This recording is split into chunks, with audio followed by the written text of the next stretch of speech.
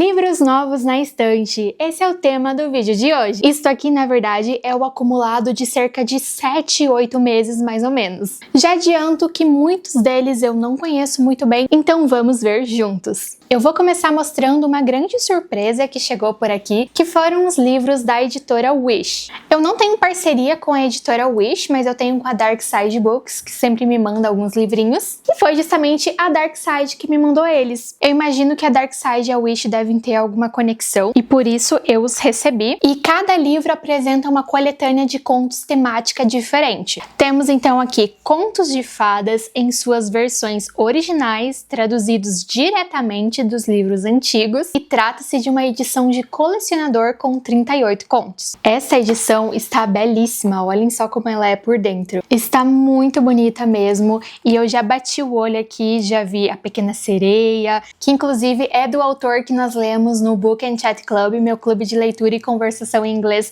nesse mês. Nós lemos o conto The Little Match Girl, que no Brasil foi traduzido como A Vendedora de Fósforos, que é um conto muito triste, diga-se de passagem, todo mundo ficou triste no encontro, que é uma ótima indicação para ler nessa época do ano, porque o conto se passa na véspera de Ano Novo. Vale muito a pena conhecer a escrita do Hans, que é um grande clássico da literatura principalmente infantil. E também recebi este aqui, que eu confesso que de todos que vieram lá da Wish é o que eu estou mais interessada em ler, que é Os Melhores Contos de Fadas Sombrios. Quem acompanha o canal sabe que eu sou apaixonada por livros de terror, assuntos diversos relacionados ao sobrenatural, então é claro que eu me interessaria muito por esse. E eles são bem coloridos, cada coletânea tem uma cor temática diferente, a desse é roxo. Vamos ver se eu já conheço algum daqui. E olha só, ele já começa com uma frase do Hans Christian Andersen, que é o autor que eu mencionei antes para vocês, um autor dinamarquês. O que vocês já leram da literatura dinamarquesa? É uma boa ideia começar por aqui. Ele é também o mais famoso do país.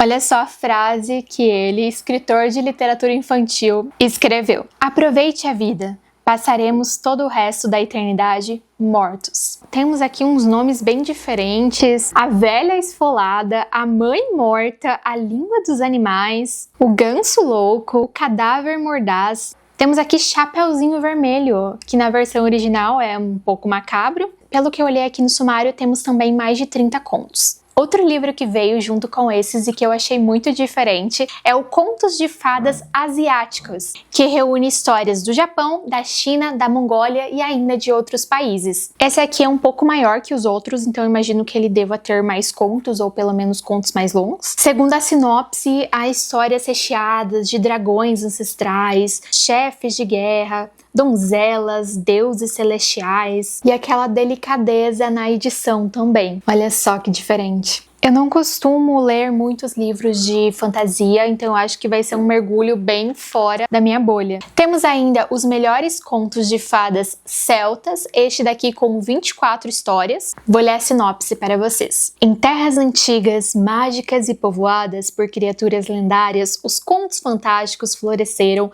em uma literatura rica e vasta. Escócia, Irlanda e Inglaterra, entre outros países, foram lar dos povos celtas e hoje abrigam os vestígios de uma civilização com folclore abundante e extraordinário. Pelo que eu vi, esse livro foi fruto de um financiamento coletivo e um projeto de sucesso, porque as edições estão magníficas. Depois temos aqui Os Melhores Contos de Fadas Eslavos, e aqui nesta seleção temos Rússia, Ucrânia, Polônia. Eu vou conhecer a Polônia no começo do ano que vem, então talvez eu leia algum conto de algum autor polonês daqui. Eu acho que da literatura polonesa eu li apenas um livro, que foi o romance Sobre os Ossos dos Mortos, da Olga Tokarczuk, que ganhou inclusive um Nobel de Literatura. E eu li esse livro em português, por livre e espontânea vontade, e depois li esse livro como uma leitura obrigatória no meu período de estudos na Austrália, porque ele estava lá na lista de leituras do curso. E foi muito bom fazer a releitura dele, e ainda mais em outra língua, porque você consegue ver mais detalhes que você não viu de primeira,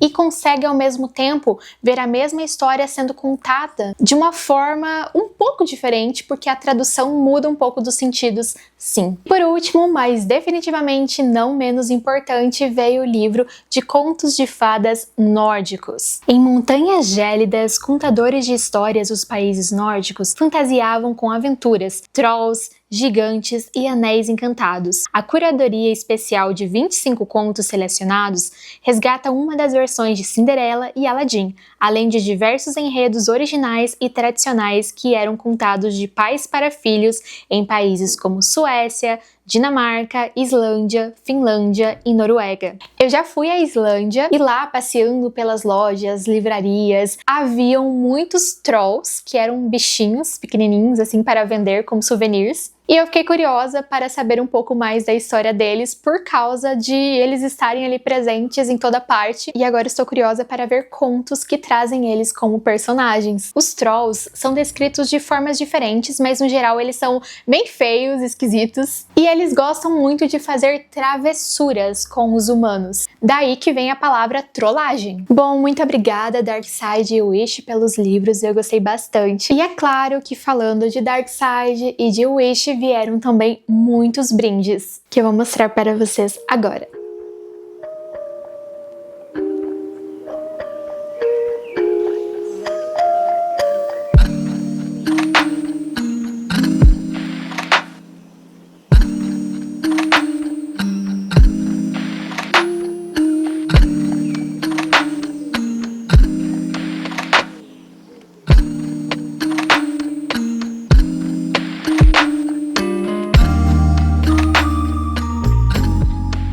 Agora eu vou mostrar para vocês os livros que chegaram aqui da editora Unesp. A parceria com a Unesp funciona assim: mensalmente, cada parceiro escolhe um livro do catálogo, então todos que eu vou mostrar aqui foram de minha escolha. E eu estou com 3, 4, 5 livros para mostrar da Unesp. E olha só quem decidiu participar! Coisinha mais bonitinha. Vou mostrar um pelo qual eu estava bem ansiosa. Oliver Twist, do Charles Dickens. Eu adoro Charles Dickens, mas eu ainda não havia lido este livro. Ele é um livro bem longo, tem um pouco mais de 500 páginas. Vou ler a sinopse aqui com vocês. A sorte não sorri ao pequeno Oliver. Órfão aos 9 anos, já sabe o que é passar fome e trabalhar em uma fábrica. Decide fugir para Londres, que, no entanto, é repleta de perigos e delinquência. A partir da trajetória de seu protagonista, Dickens denuncia as dificuldades que se abatem sobre os pobres de uma sociedade recentemente industrializada, sem, contudo, privar o leitor de notas de humor e esperança. E, na verdade, há 2 livros do Charles Dickens que estão na minha lista, e eu já tenho os 2 aqui na estante, então não há motivos para adiar essas leituras. Um é Oliver Twist e o outro é David Copperfield. E se vocês já leram algum dos 2, contem-me nos comentários qual é o melhor. Eu gosto muito que nas edições da Unesp há sempre uma foto do autor, porque às vezes nós lemos toda a história e nem imaginamos como era quem a escreveu. E este aqui é o Charles Dickens, para quem não conhece. Mas eu acho que todo mundo aqui que acompanha o canal já conhece, porque eu já falei dele bastante aqui. Inclusive, lemos um conto dele no Book and Chat Club. O conto era O Sinaleiro.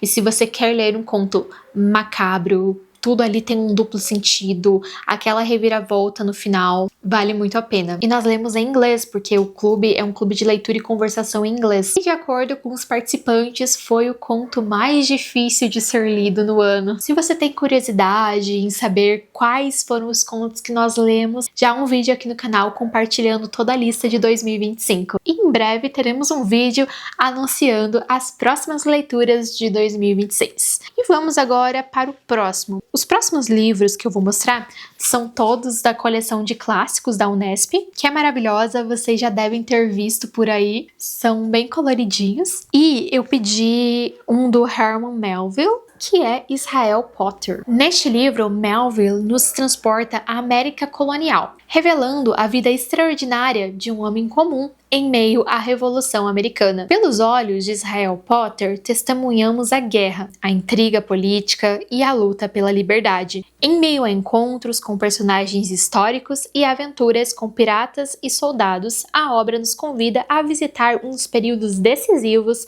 da história norte-americana. Do Herman Melville, eu acho que eu li apenas Bartleby, que é um livro sensacional. E Bartleby era um livro muito filosófico, muito reflexivo, e que ao mesmo tempo, mesmo tendo toda essa camada, ele era também bem humorado. E é um livro super curto, tem acho que umas 90 páginas, inclusive apareceu aqui no canal já umas 2, 3 vezes, porque ele apareceu na resenha e apareceu depois em um vídeo que eu gravei sobre clássicos com menos de 100 páginas. Talvez vocês já tenham ouvido falar alguma coisa do Bartleby, provavelmente aquela frase icônica dele que é: eu preferiria não fazê-lo, porque muitas vezes a gente faz muitas coisas que nós não queremos simplesmente porque nós não sabemos dizer não. E o Bartleby decidiu dizer não para todo mundo, até mesmo para situações que definitivamente você não diria não, como por exemplo um pedido do seu chefe no seu trabalho. E diante disso nós vamos ter um incômodo inverso. Em vez de você ter que se incomodar por dizer não,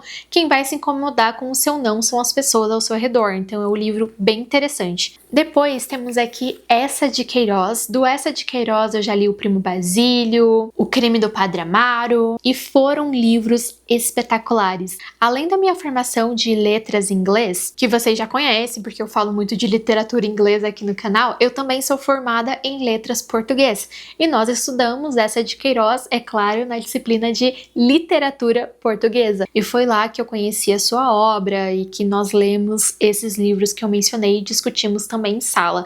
Se bem que eu acho que na universidade nós lemos apenas O Primo Basílio.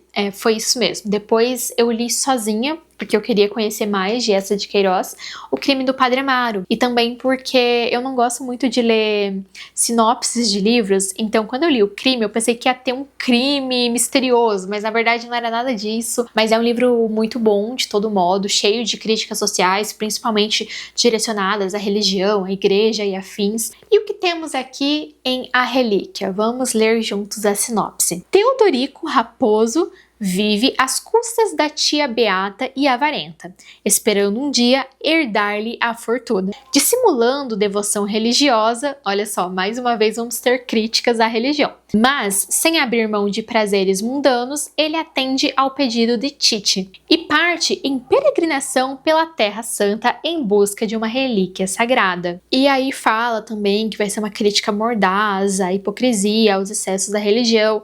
Então, pelo jeito, vai ser bem parecido com aquela atmosfera que nós temos em O Crime do Padre Amaro. Faz tempo que eu não leio nada da literatura portuguesa, quem sabe em breve. Temos um outro livro aqui que eu sei pouco sobre ele e que eu justamente o escolhi porque eu queria conhecer um pouco mais desse autor, que é o Sinclair Lewis. E o nome do livro é Babbitt. Ao retratar Babbitt, corretor de imóveis de meia-idade na fictícia cidade de Zenith, o autor explora com sarcasmo a mentalidade da classe média norte-americana, seus valores, preconceitos, ambições e frustrações. Em uma crítica mordaz, olha só, a Unesp gosta da palavra mordaz, a vida nas pequenas cidades, a cultura do consumo e as pressões sociais na América da década de 1920, época de prosperidade e otimismo, mas também de desigualdades e tensões. E é um livro muito relevante para minha bagagem literária, porque eu acredito que eu acabo